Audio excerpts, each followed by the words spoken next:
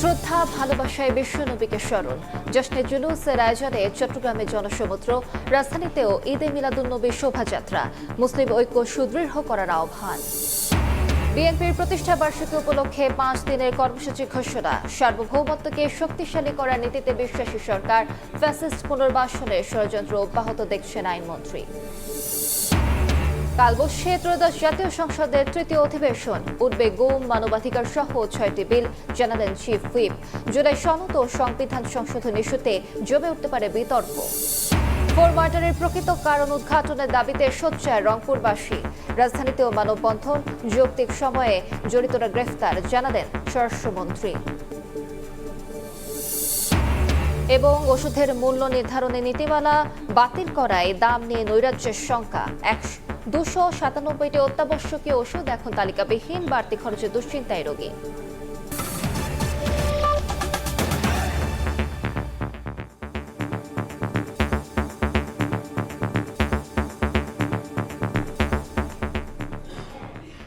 সময় সংবাদের সঙ্গে আছি আমি আলিশা ইসলাম। শ্রদ্ধা ভালোবাসায় মহানবী হযরত মুহাম্মদ সাল্লাল্লাহু আলাইহি ওয়াসাল্লামকে স্মরণ করছেন ধর্মপ্রাণ মানুষ। 12 রবিউল আওয়াল বিশ্বনবীর জন্ম ও ওফাত দিবসে চট্টগ্রামে জশ্নে জুলুসে ঢল নামে মুসল্লির। আঞ্জুমানে রহমানিয়া আহমদিয়া সুন্নিয়া ট্রাস্টের আয়োজনে এবার 55তম জুলুসে অংশ নেন রাসূলের বংশধর আল্লামা সাবির শাহ। বিশ্ব শান্তি প্রতিষ্ঠায় শেষ নবীর আদর্শে উজ্জীবিত হয়ে মুসলিম ঐক্য সুদৃঢ় করার আহ্বান জানান ইসলামী চিন্তাবিদরা।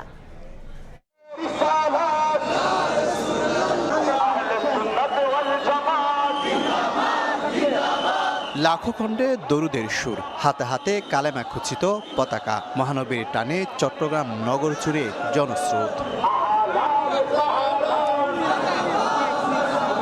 বুধবার সকালে 55তম পবিত্র ঈদে মিলাদুন্নবীর জশ্নে জুলুসে ঢল নামে ধর্মপান মুসল্লির। পাকিস্তান থেকে আসা আওলাদে রাসূল সৈয়দ মোহাম্মদ সাবির শাহকে বহন করা কাছে ঘেরা গাড়ি মুরাদপুর মোড়ে পৌঁছালে দক্ষিণ ও উত্তর চট্টগ্রাম, 3 পার্বত্য জেলা, কক্সবাজার সহ সারা দেশ থেকে আসা লাখো মানুষের সমাগমে মুখর হয়ে ওঠে বন্দরনগরী। মুরাদপুর 2 নম্বর গেট, জিসি, ওয়াসা সহ বিভিন্ন সড়ক প্রদক্ষিণ করে শেষ হয় 5 কিলোমিটার ব্যাপী শোভাযাত্রা।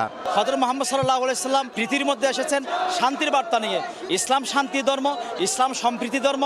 হুজুর করিম সাল্লাল্লাহু আলাইহি সাল্লাম হচ্ছে সারা পৃথিবীর জন্য রহমত।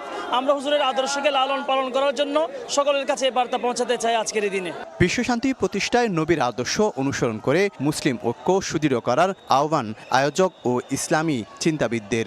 আঞ্জুমান আয়োজন করলো ওই জুলুসটাকে সবাই যেন ঐক্যের প্রতীক বলে মনে করে, কারণ রসুল পাকের দুনিয়াতে আসার मैसेजটা সারা পৃথিবীতে পৌঁছে যাচ্ছে। हुजूर करीम सल्लल्लाहु अलैहि वसल्लम के हदीस की सूरत में, आपकी सुन्नत की सूरत में, आपकी सीरत की सूरत में हमें जो तालीम मिली है, अगर हम उसको अपने ऊपर इम्प्लीमेंट कर दें तो ये दुनिया जो है इससे जुल्म बर्बरियत खत्म हो जाए।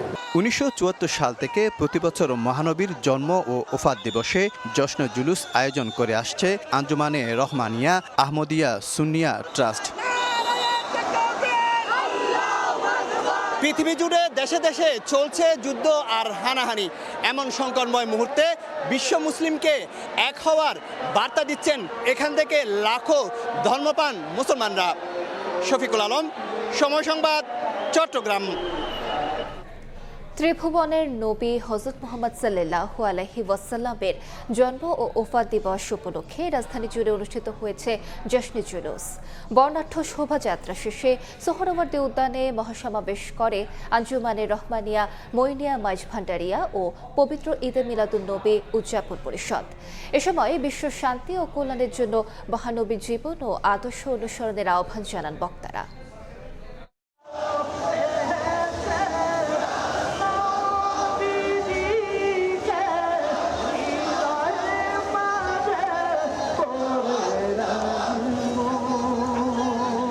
এলুরে দুনিয়ায় আইরে সাগর আকাশ বাতাস দেখবি যদি আয়, দয়ালু নবী প্রাণের ছবি।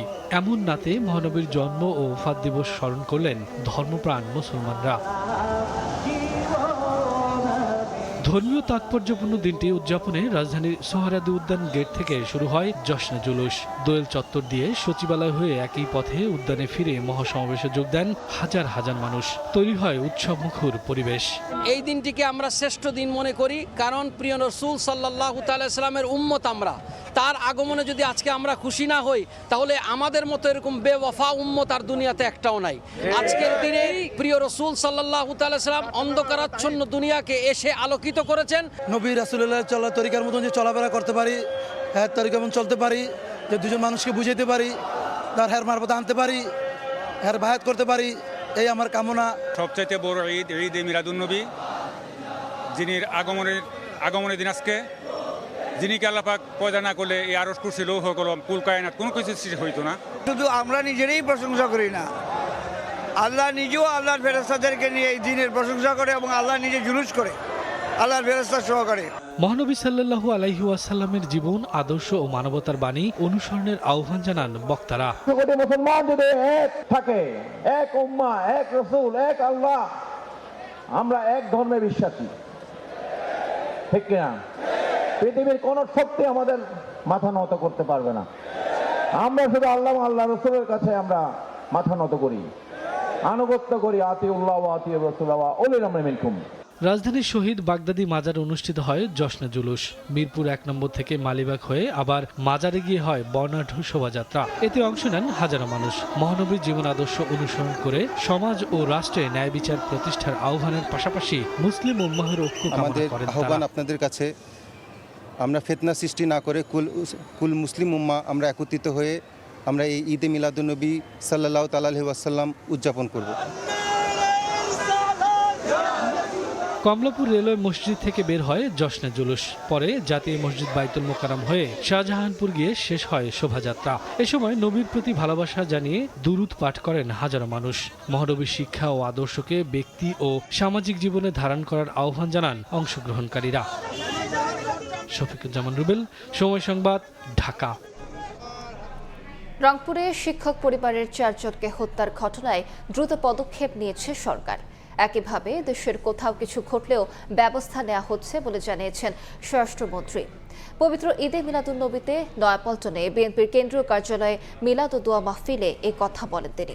এদিকে বিএনপির প্রতিষ্ঠা বার্ষিকী উপলক্ষে 5 দিনের কর্মসূচি ঘোষণা করে ভারপ্রাপ্ত মহাসচিব বলেন, সার্বভৌমত্ব শক্তিশালী করার নীতিতে বিশ্বাসী বিএনপি। দল বিএনপি কর্তৃক আয়োজিত আল্লাহ মুক্তির দূত হিসাবে এই ধরাধামে আগমন। পবিত্র ঈদে মিলাদুন্নবীতে কেন্দ্রীয় কার্যালয় নয়াপল্টনে মিলাদ ও দোয়ার আয়োজন করে বিএনপি। সুশাসন প্রতিষ্ঠায় মহানবীর জীবন দর্শন ও তার প্রাসঙ্গিকতা নিয়ে কথা বলেন কেন্দ্রীয় নেতারা। সরকার দায়িত্ব নেয়ার পর থেকে দেশে ঘটে যাওয়া প্রতিটি ঘটনায় যথাযথ পদক্ষেপ নেওয়া হয়েছে দাবি করে স্বরাষ্ট্রমন্ত্রী বলেন, রংপুরে শিক্ষক ও তার স্ত্রী সন্তানদের হত্যার ঘটনায় দ্রুত সময়ে ব্যবস্থা নিয়েছে সরকার। পুলিশকে আরও জনবান্ধব বাহিনীতে পরিণত করা হবে বলেও জানান তিনি। রংপুরের একটি ঘটনার কথা মহাসচিব সাহেব বললেন, সেই ঘটনা সংঘটিত হওয়ার যৌক্তিক সময়ের মধ্যে সবাইকে আইনের আওতায় আনা হয়েছে। এরকম রামেসা হত্যা থেকে শুরু করে যত ঘটনা জাতীয়ভাবে আলোচিত হয়েছে বা আলোচিত হয় নাই, প্রত্যেকটা অপরাধের আমরা অ্যাড্রেস করতে পেরেছি এবং যথাযথ আইনি প্রক্রিয়া নিয়ে আসতে পেরেছি। বাংলাদেশের এই পুলিশ বাহিনী জনপ্রত্যাশিত জনবান্ধব পুলিশ বাহিনীতে পরিণত হবে ইনশাআল্লাহ। গভর্নমেন্ট স্কুল, জেলা স্কুলের একজন শিক্ষকের পরিবার মাদক সেবীদের দ্বারা যেভাবে আক্রান্ত হয়ে 4টি প্রাণ চলে গেল, গোটা দেশকে গোটা জাতিকে কাঁপিয়েছে। এই বেদনা বিধুর একটি পরিবেশ। সরকার এবং আইন শৃঙ্খলা বাহিনী দ্রুততার সাথে সেই অপরাধীকে ধরতে সক্ষম হয়েছে। একই দিন বিএনপির 48তম প্রতিষ্ঠাবার্ষিকী সামনে রেখে যৌথ সভা শেষে সংবাদ সম্মেলনে দলের ভারপ্রাপ্ত মহাসচিব বলেন, সার্বভৌমত্ব শক্তিশালী করার নীতিতে বিশ্বাসী বিএনপি। 1 সেপ্টেম্বর থেকে 5 দিনব্যাপী কর্মসূচি ঘোষণা করেন রুহুল কবির রিজভী। অভ্যন্তরীণ নীতিতে বলুন কি পররাষ্ট্র নীতিতে বলুন, প্রত্যেকটি ক্ষেত্রেই বিএনপি এক অসাধারণ জাতীয়তাবাদী দেশপ্রেমিকের ভূমিকা পালন করেছে। আমরা নিজের সার্বভৌমত্বকে শক্তিশালী করা, নিজের স্বাধীনতাকে সুরক্ষা দেওয়া, এই নীতিতে বিশ্বাসী। মানুষের ভাগ্য পরিবর্তনে প্রধানমন্ত্রী তারেক রহমান একে একে নির্বাচনী অঙ্গীকার বাস্তবায়ন করছেন বলেও জানান রুহুল কবির রিজভী। 1 সেপ্টেম্বর 48তম প্রতিষ্ঠা বার্ষিকী সাফল্যমণ্ডিত হবে। কামরুজ্জামান মামুন, সময় সংবাদ, ঢাকা। আগামীকাল বেলা ৩টায় শুরু হচ্ছে ত্রয়োদশ জাতীয় সংসদের তৃতীয় অধিবেশন। গুম, মানবাধিকার ও জমি সন্তানদের হস্তান্তর করার পর বাবা মায়ের ভরণ পোষণ সহ 6টি গুরুত্বপূর্ণ বিল এবারের অধিবেশনে আসবে বলে জানিয়েছেন চিফ হুইপ। বিশ্লেষকরা বলছেন, এই অধিবেশনে সংবিধান সংশোধন, জুলাই সনদ বাস্তবায়ন সহ চলমান জ্বালানি সংকট ইস্যুতে বিতর্কে জমে উঠতে পারে সংসদ।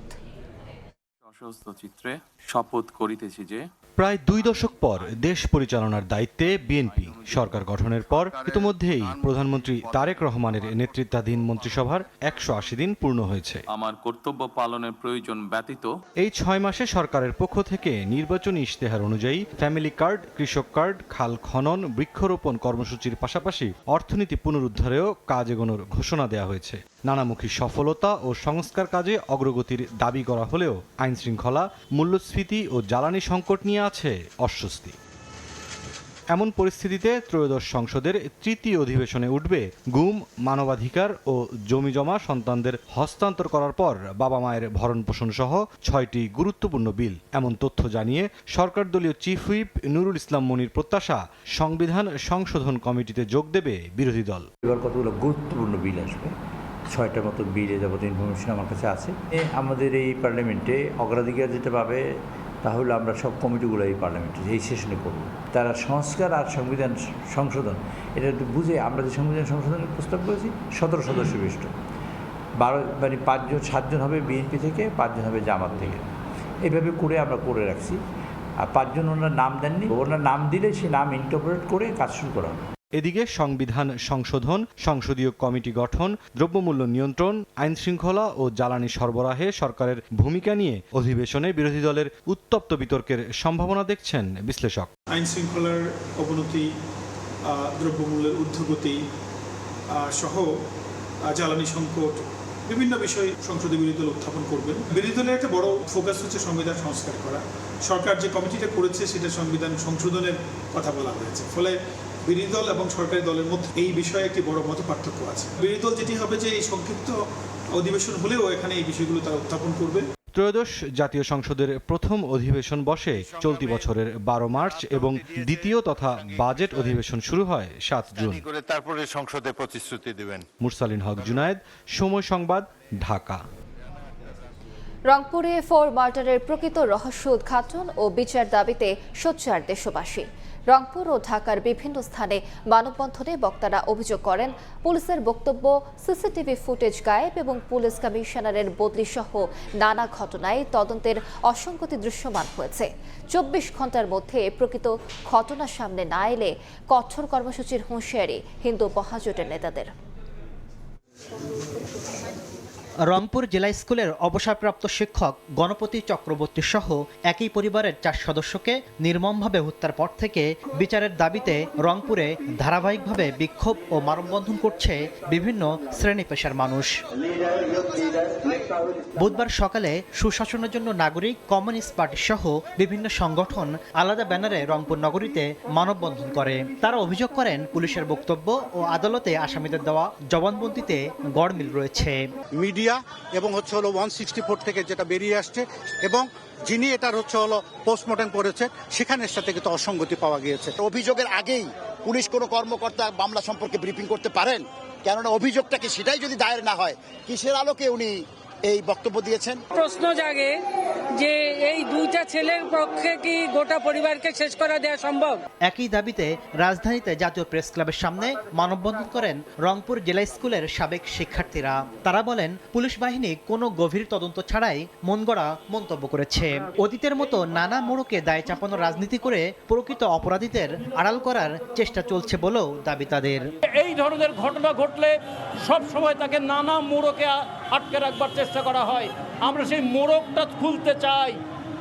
কেন গণপতি চক্রবর্তী তাকে হত্যা করা হলো?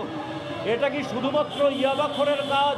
জাতীয় প্রেস ক্লাবের সামনে আলাদা মানববন্ধনে হিন্দু জোটের নেতারা আগামী 24 ঘন্টার মধ্যে স্বচ্ছ তদন্তের মাধ্যমে রহস্য উদ্ঘাটনের আহ্বান জানান। কারা তাদেরকে চাপ দিচ্ছে এই ঘটনা ধামাচাপা দেওয়ার জন্য তাদেরকেও চিহ্নিত করতে হবে, এই জিনিসগুলো করতে হবে। তা যদি না হয় 24 ঘন্টার মধ্যে না হলে সারা দেশে আগামী শুক্রবারে সারা বাংলাদেশে হিন্দু সমাজ, হিন্দু মহাজোট বিক্ষোভ কর্মসূচি দেবে। হত্যাকাণ্ডে পুলিশের রহস্যজনক ভূমিকা নিয়ে সরকার ও প্রশাসনের প্রতি জনমনে অসন্তোষের সৃষ্টি হয়েছে বলেও অভিযোগ বক্তাদের। তাসলিম তৌহিদ, সময় সংবাদ, ঢাকা। এদিকে রংপুরে 4 মার্ডারে গ্রেফতার 2 আসামি সিদ্ধার্থ ও মুগ্ধকে ডোপ টেস্টের প্রস্তুতি চলছে। একই সঙ্গে হত্যাকাণ্ড ঘিরে ওঠা সব প্রশ্ন সামনে রেখে তদন্তের কথা জানিয়েছে মহানগর ডিবির পরিদর্শক ও তদন্তকারী কর্মকর্তা জিন্নাত আলী। তবে পুলিশের তদন্তে সন্তুষ্ট নন মামলার বাদী ও নিহত গণপতি চক্রবর্তীর বড় ভাই গোপীনাথ চক্রবর্তী। শাকিল মাহমুদের ছবিতে নাজমুল ইসলাম নিশাতের রিপোর্ট। মা বাবাকে হারানোর পর ছোট ভাই গণপতি চক্রবর্তীকে সন্তানের মতোই মানুষ করেছিলেন বড় ভাই গোপীনাথ চক্রবর্তী। সেই সন্তানতুল্য ভাই সহ পুরো পরিবারের শ্রাদ্ধ করতে হয় তাকেই। 4 জনকে মাত্র 2 জন হত্যা করেছে পুলিশের এই বক্তব্য কোনোভাবেই মানতে পারছেন না গোপীনাথ চক্রবর্তী। তদন্ত নিয়েও রয়েছে তার অসন্তুষ্টি। প্রকৃত ঘটনা উন্মোচনে আরো গভীর ও নিরপেক্ষ তদন্তের দাবি তার। মনে হচ্ছে এই চক্রান্তের পিছনে বড় কারণ আছে। 2টা পিসি ছাওয়ায় 4টা লোক খুন করা সম্ভব 2টা লোকের পক্ষে। আমরা চাচ্ছি একটা কঠিন তদন্ত, সুষ্ঠু তদন্ত। এর ভিতরের রহস্য কি আছে, বাইরের রহস্য কি আছে। চাঞ্চল্যকর মামলাটির তদন্তভার সোমবার কোতোয়ালি মেট্রো থানা থেকে হস্তান্তর করা হয়েছে রংপুর মহানগর ডিবিতে। নতুন তদন্তকারী কর্মকর্তা জিন্নাত আলী বলেন, মামলাটি ঘিরে ওঠা সব প্রশ্নকে গুরুত্ব দিয়ে তদন্ত করা হচ্ছে। এই যে প্রশ্নগুলো যার যার মনে জাগতেছে বাদী পক্ষ সহ, এই প্রশ্নগুলো বিশ্লেষণ করা নিবিড়ভাবে এবং সুষ্ঠু শান্তভাবে আমাকে তদন্ত করার সুযোগ দিতে হবে এবং আমি সেটা করবো ইনশাল্লাহ। এরই মধ্যে গ্রেফতার সিদ্ধার্থ ও মুগ্ধের ডোপ টেস্টের প্রস্তুতিও সম্পূর্ণ হয়েছে বলে জানিয়েছেন তদন্তকারী কর্মকর্তা। সকালেই মাদকের ডকেটটা পেয়েছি, অলরেডি আমি ড্রপ টেস্টের জন্য আবেদন করেছি, কালকে এটা চলে যাবে ইনশাল্লাহ। গত 22 আগস্ট রাতে রংপুর নগরীর কামাল কাসনার মাঝুয়াপাড়ার নিজ বাসা থেকে রংপুর জেলা স্কুলের অবসরপ্রাপ্ত শিক্ষক গণপতি চক্রবর্তী, তার স্ত্রী প্রীতিলতা, মেয়ে প্রার্থী ও ছেলে প্রিয়মের মরদেহ উদ্ধার করে পুলিশ।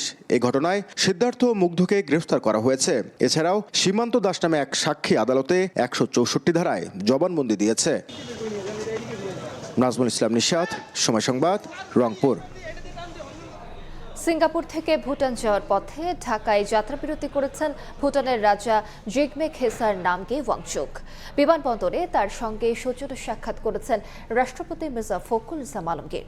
সাক্ষাৎকারে রাষ্ট্রপতি হিসেবে দায়িত্ব নেয় মির্জা ফখরুল ইসলাম আলমগীরকে অভিনন্দন জানান ভুটানের রাজা। এ সময় দুদেশের স্বার্থ সংশ্লিষ্ট বিভিন্ন বিষয়ে আলোচনা করেন তারা। রাষ্ট্রপতি ভুটানের রাজাকে বাংলাদেশ সফরের আমন্ত্রণ জানান। জবাবে ভুটানের রাজাও রাষ্ট্রপতি ও প্রধানমন্ত্রী তারেক রহমানকে ভুটান সফরের আমন্ত্রণ জানান। সৌজন্য সাক্ষাতে পররাষ্ট্রমন্ত্রী ডক্টর খলিলুর রহমান, ঢাকায় নিযুক্ত ভুটানের রাষ্ট্রদূত উপস্থিত ছিলেন।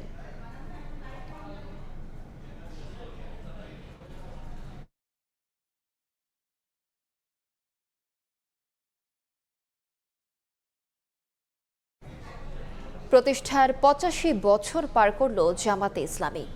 উপমহাদেশের প্রাচীন এই সংগঠন নানা রাজনৈতিক চড়াই উতরাই পেরিয়ে বর্তমানে দেশের প্রধান বিরোধী দল। দলটির নীতি নির্ধারণী স্তরের নেতারা বলছেন, প্রতিষ্ঠাকালীন লক্ষ্য উদ্দেশ্য বাস্তবায়নে এখনও অবিচল তারা। বারবার সংকট এলেও জনঘনিষ্ঠ রাজনীতি করায় তা থেকে উতরে গেছে জামাত, এমন দাবিও করছেন কেউ কেউ। বিশ্লেষকদের মতে, সময়ের বাস্তবতায় রাজনৈতিক কৌশল পরিবর্তন না করলে আবারও অতীত অভিজ্ঞতার মুখোমুখি হতে পারে দলটি। বিস্তারিত শফিক মুন্সির প্রতিবেদনে। জেল খাটছেন, আমি জেল খাটছি, আলহামদুলিল্লাহ। বাংলাদেশ জামায়াতে ইসলামীর এই শীর্ষ নেতা দাবি করছেন, 1941 সালে তাদের সংগঠনের প্রতিষ্ঠাকালে যে লক্ষ্য ও উদ্দেশ্য ঠিক করা হয়েছিল তা বাস্তবায়নে এখনও অবিচল তাদের দল। নবী রাসূল যা করেছেন রাষ্ট্রীয়ভাবে, জামায়াত ইসলামী ওই একইভাবে রাষ্ট্র পরিচালনার জন্য গঠিত হয়েছে। আমরা সঠিক পথে যাব। এই উপমহাদেশে ব্রিটিশ শাসনামলের শেষ দশকে অখণ্ড ভারতের বুকে মাওলানা আবুল আলা মওদুদীর হাতে প্রতিষ্ঠা পায় জামায়াত ইসলামী হিন্দ নামের সংগঠন। এই অঞ্চলে পুঁজিবাদী গণতন্ত্র এবং প্রাচ্যের সমাজতন্ত্রের উত্থানের সময় মধ্যপন্থী ইসলামী ঘরানায় নাগরিকদের চিন্তা ও রাষ্ট্র সংস্কারই ছিল সংগঠনটির মূল লক্ষ্য। দুবার দেশভাগ এবং 4 বারের নিষেধাজ্ঞার অভিজ্ঞতা সম্পন্ন দলটির আজ বাংলাদেশ অংশের নাম বাংলাদেশ জামায়াত ইসলামী। শহীদ রাষ্ট্রপতি জিয়াউর রহমান দেশে বহুদলীয় গণতন্ত্রের যাত্রা শুরু করলে মুক্তিযুদ্ধে বিতর্কিত অবস্থানের তকমা নিয়েই স্বাধীনতার 8 বছর পরে স্বনামে রাজনীতিতে সক্রিয় হয় জামায়াত। সবশেষ হাসিনা আমলে নানা ঘাত প্রতিঘাতে ডজনখানেক শীর্ষ নেতা হারায় দলটি। কর্মী বাহিনীর বড় অংশের ওপর নেমে আসে রাষ্ট্রীয় চাপের খড়গ।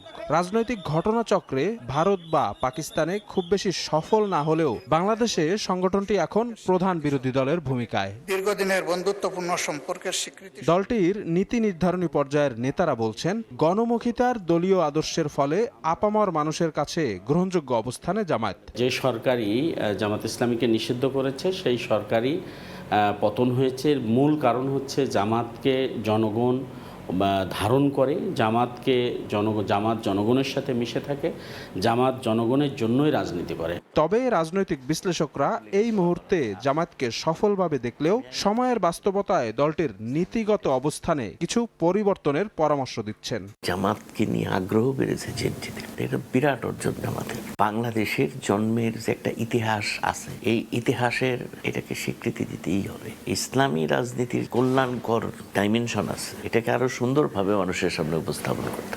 শতবর্ষী হতে জামায়াতের বাকি আর মাত্র 1.5 দশক। এই সময়ের মধ্যে জনগণের কাছে আরো গ্রহণযোগ্য হওয়ার বিষয়ে আশাবাদী দলটির নেতারা। অহংকার করে অন্য দলকে যেন তুচ্ছ-তাচ্ছিল্য না করে। শফিক মুন্সি, সময় সংবাদ, ঢাকা।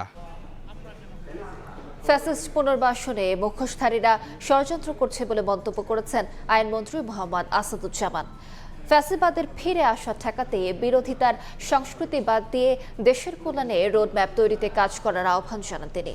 দুপুরে পবিত্র ঈদে মিলাদুন্নবীতে দৃষ্টি প্রতিবন্ধী ও তৃতীয় লিঙ্গের শিক্ষার্থীদের মেধা অন্বেষণ প্রতিযোগিতার পুরস্কার বিতরণী অনুষ্ঠানের আয়োজন করে ইনস্টিটিউট অব হযরত মুহাম্মদ সাল্লাল্লাহু আলাইহি ওয়াসাল্লাম। এই অনুষ্ঠানে অংশ নিয়ে দেশবিরোধী ষড়যন্ত্রের বিরুদ্ধে কড়া হুঁশিয়ারি উচ্চারণ করেন আইনমন্ত্রী। এ সময় সরকার ভুল করলে আঙুল দিয়ে দেখিয়ে দেওয়ার আহ্বান জানান তিনি।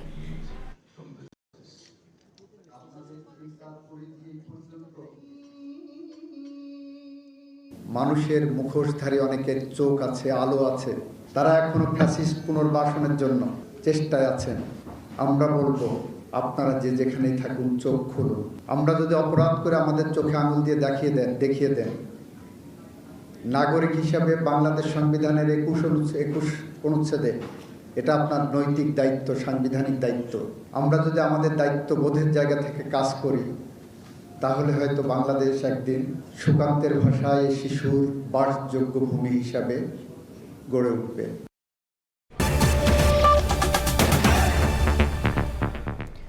গত 24 ঘন্টায় হাম ও উপসর্গ নিয়ে আরও 7 শিশুর মৃত্যু হয়েছে।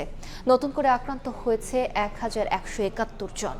চিকিৎসা শেষে ছাড়পত্র পেয়েছে 954 জন শিশু। স্বাস্থ্য অধিদপ্তরের তথ্য বলছে, গত 15 মার্চ থেকে এখন পর্যন্ত হাম ও উপসর্গ নিয়ে মৃত্যু হয়েছে 851 জনের, আর নিশ্চিত হামে মৃত্যু হয়েছে 99 জনের। সব মিলিয়ে প্রাণ গেছে 950 জনের। দেশে সন্দেহজনক হাম রোগীর সংখ্যা দাঁড়িয়েছে 1,52,736। এর মধ্যে নিশ্চিতভাবে হাম শনাক্ত হয়েছে 18,651 জনের। আক্রান্তদের মধ্যে হাসপাতালে ভর্তি হয়েছেন 1,33,573 জন। চিকিৎসা শেষে ছাড়পত্র পেয়েছেন 1,28,765 জন। সম্প্রতি ওষুধের মূল্য নির্ধারণী নীতিমালা বাতিলের পর হযবরল দশা দেশের বাজারে। একই আদেশে বাতিল হয়ে যায় 297টি অত্যাবশ্যকীয় ওষুধের তালিকা। ফলে স্বয়ংক্রিয়ভাবে কার্যকর হয়েছে 3 দশক আগের ব্যবস্থাপনা। জনস্বাস্থ্য বিশেষজ্ঞরা বলছেন, এতে বাজারে নিয়ন্ত্রণ হারালো সরকার। দাম নিয়ে নৈরাজ্য সৃষ্টি করবে কোম্পানিগুলো, যে কারণে বাড়তি খরচের চিন্তায় আছেন রোগীরা। সোহেল কুরেশির ক্যামেরায় নাইম হাসানের রিপোর্ট। বাজারে ওই ঔষধগুলো অনেকেই মার্কেটে নাই, লস দিতে কেউ বানাবে না। দরিদ্র মানুষ তারা ঘটির মাটি বেচে উচ্ছেদ হয়ে যাচ্ছে। ষাটোর্ধ্ব রমিজউদ্দিন, উচ্চ রক্তচাপ, ডায়াবেটিস, হৃদরোগ সহ নানা জটিলতায় ভুগছেন তিনি। দীর্ঘদিন ধরে গড়ে প্রতি মাসে 4 থেকে 5,000 টাকার ওষুধ কিনে খেতে হয় রমিজউদ্দিনকে। ভালো নেই রমিজের স্ত্রী আসমাও। এর মধ্যে অত্যাবশ্যকীয় ওষুধের মূল্য নির্ধারণী তালিকা বাতিলের খবরে চিন্তার ভাঁজ তাদের কপালে। আমাদের মধ্যবিত্ত লোক, আমরা খুব কষ্টে আছি, আমরা মানুষের কাছে না চাইতে পারি। জায়গা যেমন ব্যস্ত হইব, এটা ব্যস্ত হইব, ধার করতে হইব, কর্জ করতে হইব, ভিক্ষা করতে হইব, খাইয়া বাঁচতে হইব। আমাদের মতো মধ্যম ফ্যামিলিগুলা পয়সা থাকা অনেক কঠিন।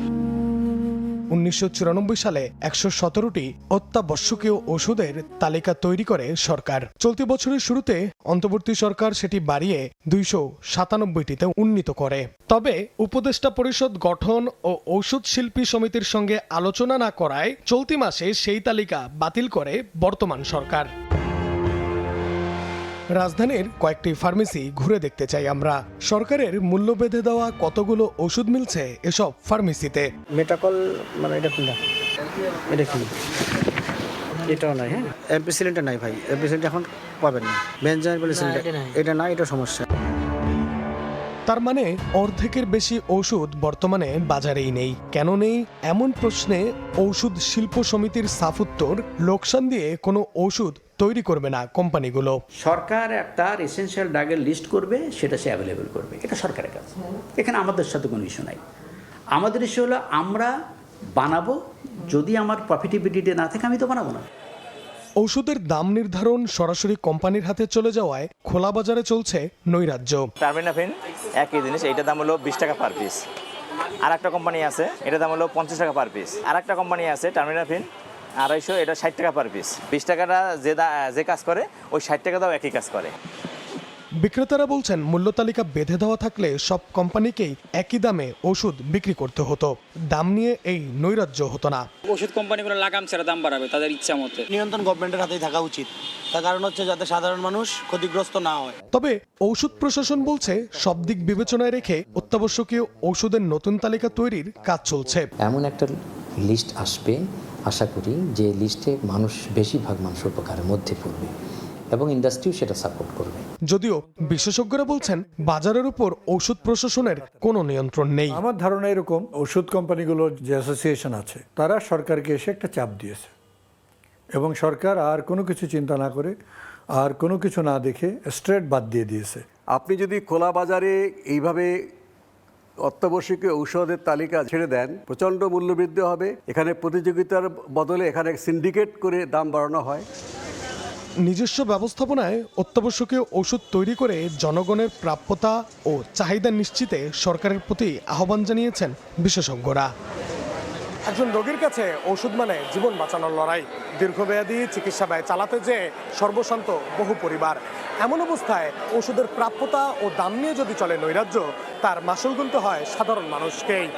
রোগীর স্বার্থ রক্ষায় ওষুধের বাজার কতটা নিয়ন্ত্রণ করতে পারছে রাষ্ট্র, সেই প্রশ্ন রেখেই শেষ করতে চাই।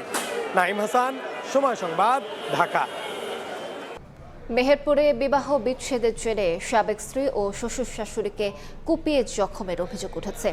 কুপিয়ে বিচ্ছিন্ন করে দেয় তরুণীর হাত। আহতরা ঢাকা মেডিকেলে চিকিৎসাধীন। এ ঘটনায় অভিযুক্ত তরুণকে আটক করেছে পুলিশ। দাম্পত্য কলহের জেরে স্বামীর ঘর ছেড়েও নির্যাতনের শিকার স্মৃতি খাতুন।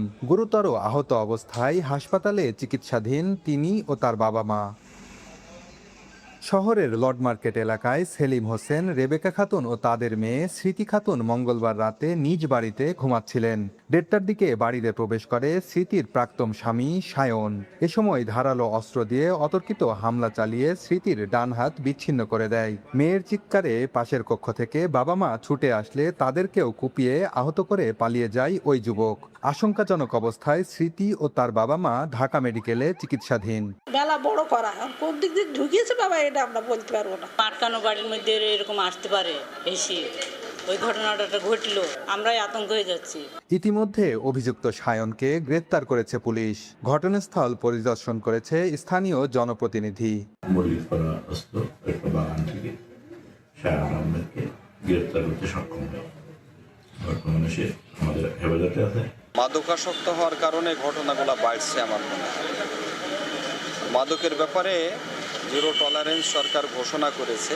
স্বজনদের দাবি 10 দিন আগে মল্লিকপাড়ার ট্রাক চালক সায়ন হোসেনের সঙ্গে বিয়ে হয় স্মৃতি খাতুনের। মাদকাসক্তের অভিযোগে সম্প্রতি তাদের বিচ্ছেদ হয়। বেন ইয়ামিন, সময় সংবাদ, মেহেরপুর। জেদ্দা চট্টগ্রাম ঢাকা রুটে চলাচল করা বিমান বাংলাদেশ এয়ারলাইন্সের BG136 ফ্লাইটে এক যাত্রী মারা গেছেন। বুধবার জেদ্দা থেকে ছেড়ে আসার পর ওই যাত্রী অসুস্থ হয়ে পড়লে ওমানের মাস্কাটে ফ্লাইটটি জরুরি অবতরণ করে। বিমানবন্দরের চিকিৎসক সানোয়ারা বেগমকে মৃত ঘোষণা করেন। অসুস্থতাজনিত কারণে মায়ের মৃত্যু হয়েছে বলে জানান তার প্রবাসী সন্তান। যাত্রীর মৃত্যুর কারণে নির্ধারিত সময়ের কয়েক ঘণ্টা পর শাহ আমানত আন্তর্জাতিক বিমানবন্দরে যাত্রীদের নিয়ে ফ্লাইটটি অবতরণ করে।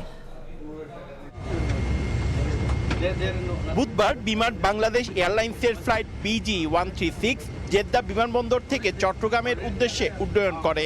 পরে আকাশে থাকা অবস্থায় যাত্রী ছানোয়ারা বেগম অসুস্থ হয়ে পড়লে ফ্লাইটটি মাস্কটে ডাইভার্ট করে জরুরি অবতরণ করা হয়। সেখানে বিমানবন্দরের চিকিৎসকের কাছে নেওয়া হলে তাকে মৃত ঘোষণা করা হয়।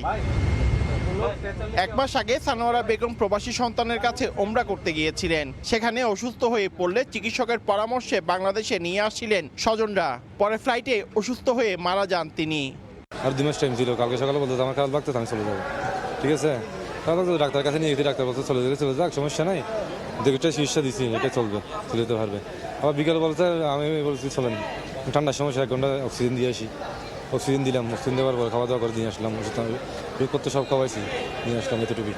হজে গেছিল ওমরা করতে, ওই গেছিল 1 মাস আর কি, 1 মাস থাকবে, তারপর তো অসুস্থ হয়েছে হজ করার পরে। তো ফ্লাইটটি চট্টগ্রামের শাহ আমানত আন্তর্জাতিক বিমানবন্দরে সকাল 11টায় নামার কথা ছিল। যাত্রী অসুস্থ হয়ে মৃত্যুবরণ করায় ফ্লাইটটি নির্ধারিত সময়ের কয়েক ঘন্টা পর চট্টগ্রামে এসে পৌঁছায় বলে জানান যাত্রীরা। অসুস্থ ছিল বেশি, উনি তো মারা গেছে। ও ল্যান্ড করছে ওমান এয়ারপোর্টে, ওখানে 3 ঘন্টা রেট হয়েছিল। সানোয়ারা বেগম চট্টগ্রামের বাসিন্দা ছিলেন। তার মরদেহ দূতাবাসের মাধ্যমে বাংলাদেশে পাঠানো হবে বলে জানিয়েছেন স্বজনরা।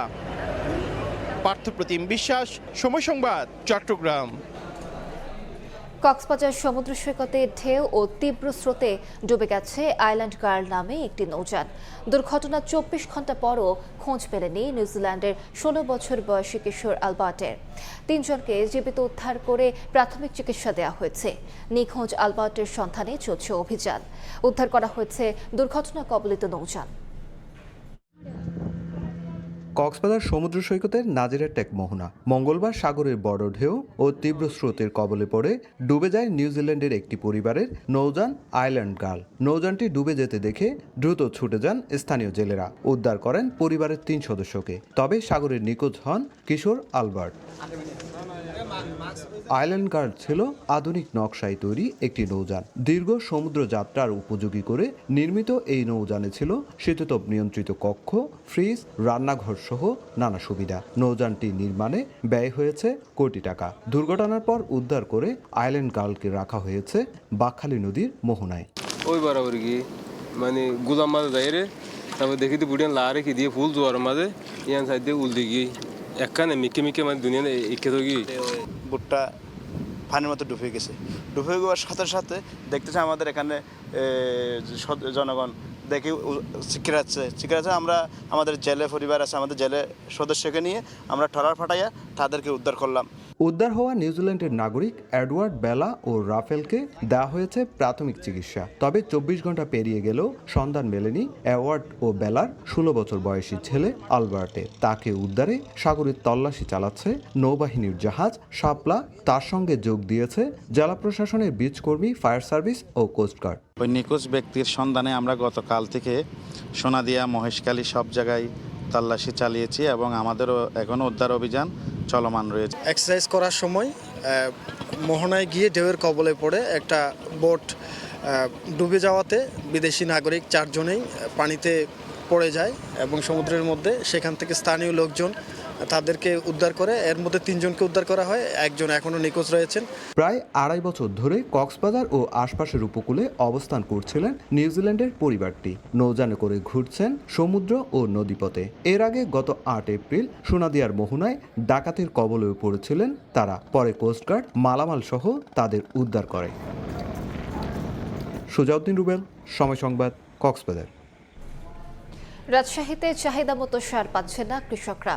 ডিলারদের কাছ থেকে না পেয়ে অনেকে বাধ্য হচ্ছেন খোলা বাজার থেকে সার কিনতে, যেখানে বস্তা প্রতি নির্ধারিত মূল্যের চেয়ে 300 থেকে 1000 টাকা বেশি দাম দিতে হচ্ছে। সংশ্লিষ্টরা বলছেন, কৃষি কার্ডে জালিয়াতি, একই ব্যক্তির অধীন একাধিক সারের ডিলার লাইসেন্স, কালোবাজারি ও মাছ চাষে বরাদ্দের বাইরে সার প্রয়োজন হওয়ায় এই সংকট।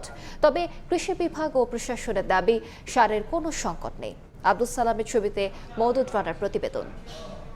পয়েন্টে সারের জন্য দীর্ঘ লাইন, ঘন্টার পর ঘন্টা অপেক্ষা করছেন কৃষকরা। তাদের অভিযোগ, আমন ধান ও শীতকালীন ফসলের মৌসুম সামনে রেখে ইউরিয়া মোটামুটি মিললেও চাহিদা মতো ডিএপি ও একেবারেই মিলছে না মিউরেট অফ পটাশ।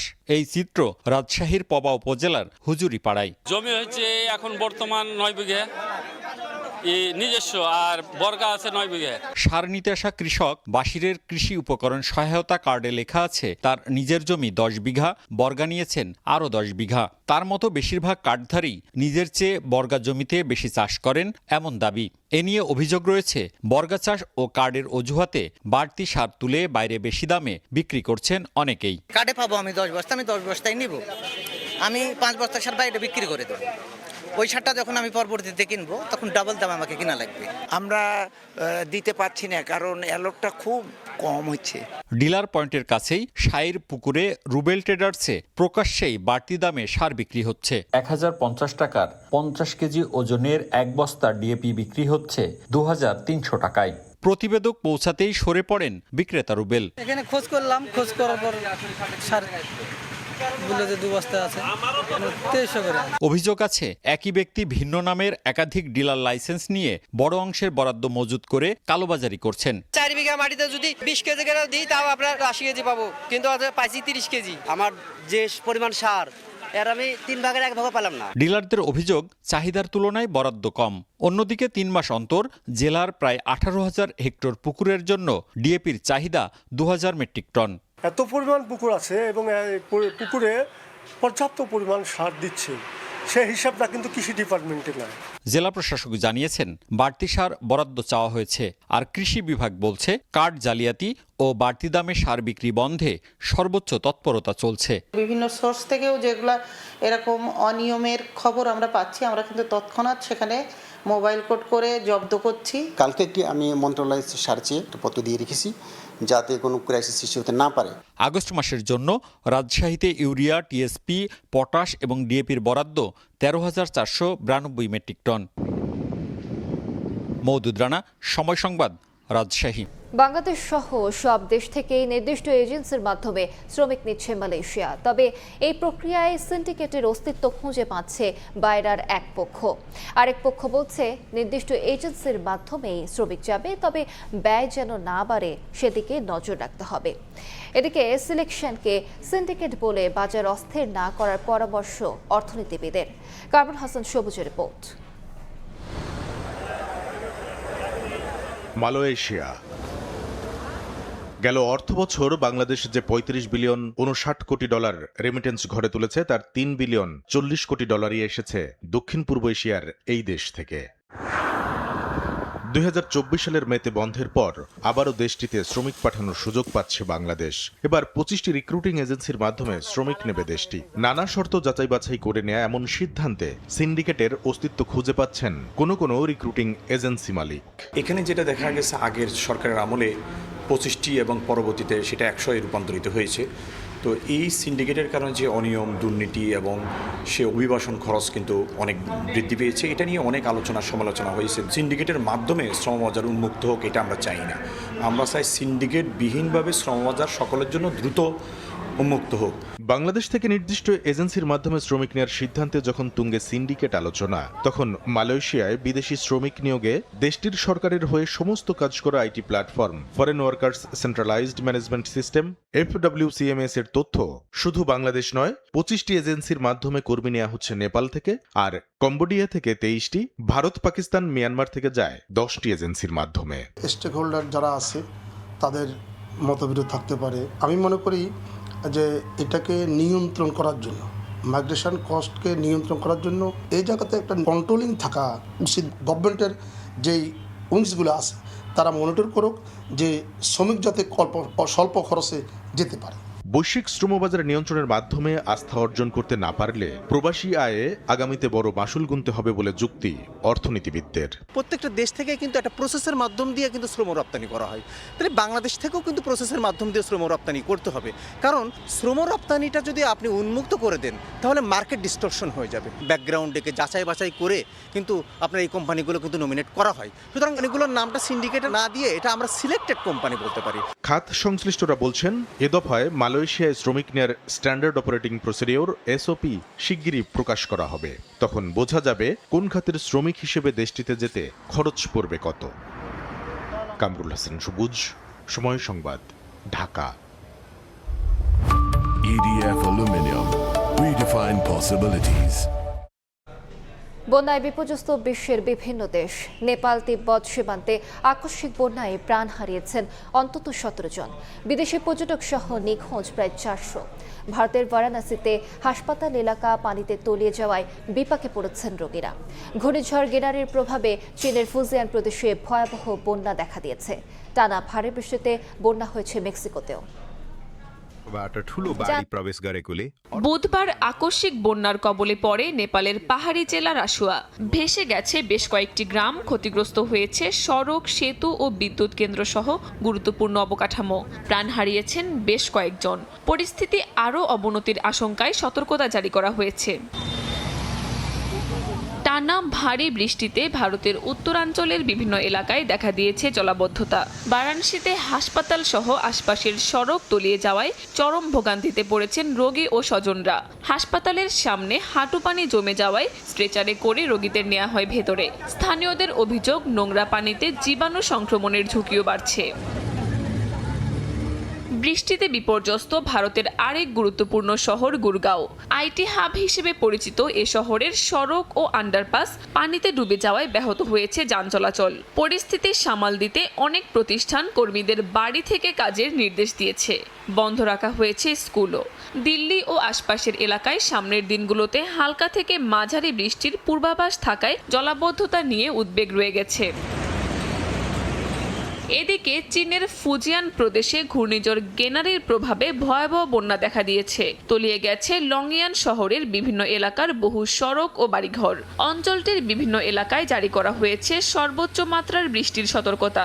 চীনের আবহাওয়া দফতর জানিয়েছে উত্তর পশ্চিম প্রশান্ত মহাসাগর ও দক্ষিণ চীন সাগরে একই সময়ে 4টি ঘূর্ণিঝড় সক্রিয় রয়েছে। প্রবল বৃষ্টিতে বন্যার কবলে পড়েছে চীনের দক্ষিণাঞ্চলীয় গুয়াংশি অঞ্চলও। কোনো কোনো এলাকায় পানির গভীরতা 4 মিটার পর্যন্ত পৌঁছেছে।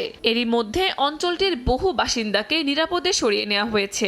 নদী তীরবর্তী বাসিন্দাদের সতর্ক থাকার আহ্বান জানিয়েছেন স্থানীয় কর্তৃপক্ষ। আটকে পড়া বাসিন্দাদের সরিয়ে নেওয়ার পাশাপাশি পৌঁছে দেওয়া হচ্ছে খাবার, ওষুধ ও জরুরি সামগ্রী। এদিকে মেক্সিকোর আকাপুলকোতেও ভারী বৃষ্টিতে তলিয়ে গেছে সড়ক। পানিতে আটকা পড়েছে বহু যানবাহন। দেশটির আবহাওয়া দফতর জানিয়েছে ট্রপিক্যাল ওয়েভ ও ঘূর্ণিবায়ুর প্রভাবে গুয়েরেরো অঞ্চলে বজ্রঝড় ও বৃষ্টি হয়েছে। কাকুলি আখতার, সময় সংবাদ। পাকিস্তানের ইসলামাবাদে সরকারি হাসপাতালে ভয়াবহ আগুনে অন্তত 15 নবজাতকের মৃত্যু হয়েছে। গাইনি ওয়ার্ডে থাকা 16 শিশুর মধ্যে জীবিত উদ্ধার করা হয়েছে এক শিশুকে। এসির কম্প্রেসার বিস্ফোরণ থেকে আগুনের সূত্রপাত বলে ধারণা করা হচ্ছে, যদিও সরকার বলছে শর্ট সার্কিট থেকেই লাগে আগুন। উঠে এসেছে ভবনের অগ্নি নিরাপত্তার ঘাটতির অভিযোগও। এই ঘটনায় জরুরি তদন্তের নির্দেশ দিয়েছেন প্রধানমন্ত্রী শাহবাজ শরীফ। স্থানীয় সময় বুধবার ভোরে পাকিস্তানের ইনস্টিটিউট অব মেডিকেল সায়েন্সেসের 3য় তলার গাইনি ওয়ার্ডের নার্সারিতে আগুন ছড়িয়ে পড়ে। ধোঁয়ায় ঢেকে যায় পুরো ওয়ার্ড। খবর পেয়ে দমকল কর্মীরা এসে আগুন নিয়ন্ত্রণে আনে। এ সময় শিশুদের উদ্ধারে বেগ পাওয়ার কথাও জানান তারা। কর্মকর্তারা জানান দুর্ঘটনার সময় সেখানে 16 নবজাতক ছিল। তাদের মধ্য থেকে মাত্র একজনকে জীবিত উদ্ধার করা সম্ভব হয়। দেশটির স্বাস্থ্যমন্ত্রী জানিয়েছেন বেশিরভাগ শিশুর মৃত্যু হয়েছে শ্বাসরোধ থেকে। তবে দুর্ঘটনার কারণ নিয়ে তৈরি হয়েছে ধোঁয়াশা। উদ্ধারকারী সূত্র বলছে এসির কম্প্রেসর বিস্ফোরণ থেকেই আগুনের সূত্রপাত হয়েছে। অন্যদিকে পাকিস্তানের ফেডারেল মন্ত্রী তারিক ফজল চৌধুরী দাবি করেছেন আগুনের সূত্রপাত শর্ট সার্কিট থেকে। হাসপাতালের ভেতরে গ্যাস লাইন, প্লাস্টিকের সরঞ্জাম ও অক্সিজেন সরবরাহ থাকায় আগুন দ্রুত ছড়িয়ে পড়ে বলেও জানান তিনি। এদিকে ওয়ার্ডের পরিবেশ নিয়ে ক্ষোভ প্রকাশ করেছেন নিহত শিশুদের স্বজনরা। আমি আমার মেয়েকেও দেখতে পারিনি। ওয়ার্ডের পরিস্থিতি ছিল খুবই খারাপ। ভবনটিতে অগ্নি নিরাপত্তা বা জরুরি বহির্গমন ব্যবস্থাও ছিল না। সব দরজা বন্ধ থাকতো। সন্তানদের দেখতে আমাদের জন্য ছিল মাত্র একটি দরজা, বাকিগুলো তালাবদ্ধ রাখা হতো। মর্মান্তিক এ ঘটনায় গভীর শোক জানিয়েছেন পাকিস্তানের প্রধানমন্ত্রী শাহবাজ শরীফ। অবিলম্বে তদন্তের নির্দেশ দিয়ে ঘটনায় দায়ীদের বিরুদ্ধে কঠোর ব্যবস্থা নেওয়ার কথা জানিয়েছেন তিনি। নাসরিন রুমি, সময় সংবাদ। বিশ্বজুড়ে ভিসা আবেদনকারীদের অ্যাপয়েন্টমেন্ট স্থগিত করেছে যুক্তরাষ্ট্র। জানা গেছে কনসিউলার কর্মকর্তাদের প্রশিক্ষণ দিতে এই উদ্যোগ। মার্কিন পররাষ্ট্র দফতর জানিয়েছে বিশ্বের সব মার্কিন দূতাবাস ও কনসিউলেটে শুরু হয়েছে বিশেষ এই প্রশিক্ষণ কার্যক্রম। এ কারণে ভিসা সাক্ষাৎকারের সময়সূচিতে পরিবর্তন আনা হচ্ছে। তবে প্রশিক্ষণ কতদিন চলবে সে বিষয়ে কিছু জানা যায়নি। নতুন কর্মসূচির আওতায় সম্ভাব্য ভিসা আবেদনকারীদের সরকারি সুবিধার ওপর নির্ভরশীল হওয়ার ঝুঁকি যাচাই এবং আবেদনগুলো আরও কঠোরভাবে মূল্যায়ন করবেন কর্মকর্তারা। এরই মধ্যে নির্ধারিত সাক্ষাৎকারের তারিখ পরিবর্তনের বিষয়ে অনেক অভিবাসী ভিসা আবেদনকারী ইমেল পেয়েছেন। নতুন তারিখ পরে জানানো হবে বলেও তাদেরকে জানানো হয়েছে।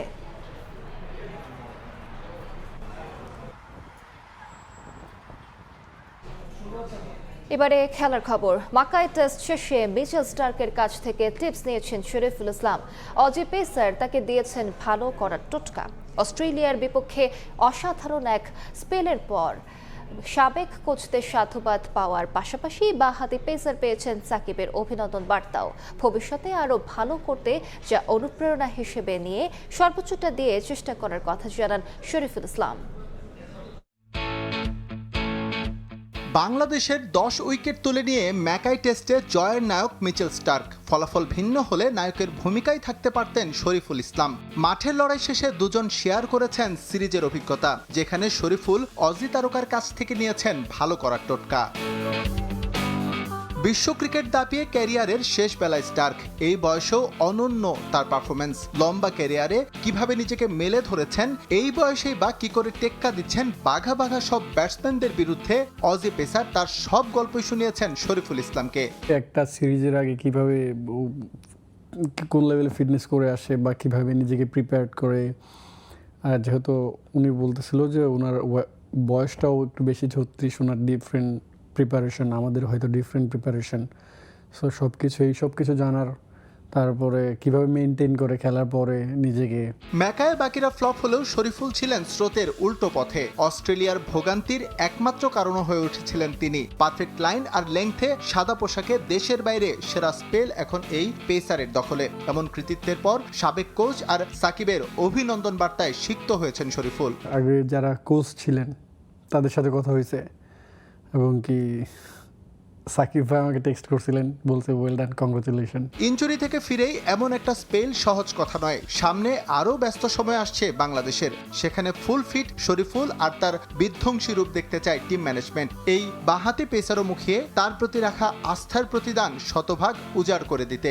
আমি যখন যেখানেই খেলি আমি আমার 100% দেওয়ার চেষ্টা করি, সেটা দেশের মাটিতে হোক বা বাইরের কন্ডিশনে, এবং কি টিম যেটা ডিমান্ড করে বা টিম যেটা ডিপেন্ড করে, লাইক কম্বিনেশন।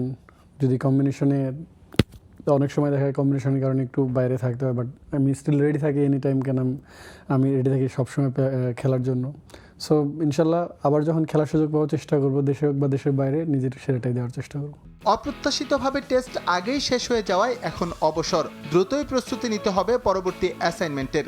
তার আগে ছুটি উপভোগ করে আরও শানিত হয়ে ওঠার লক্ষ্য লাল সবুজ পেসারের।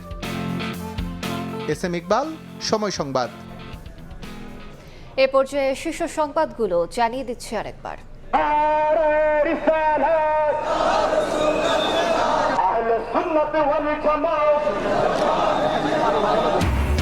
শ্রদ্ধা ভালোবাসায় বিশ্ব নবীকে স্মরণ, জশ্নে জুলুসের আয়োজনে চট্টগ্রামে জনসমুদ্র, রাজধানীতেও ঈদে মিলাদুন নবীর শোভাযাত্রা, মুসলিম ঐক্য সুদৃঢ় করার আহ্বান।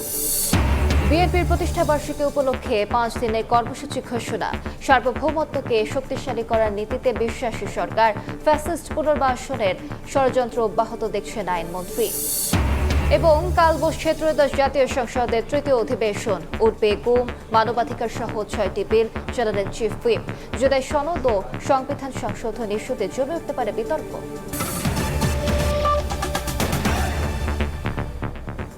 এই ছিল বিকেল 5টার সময় সংবাদে।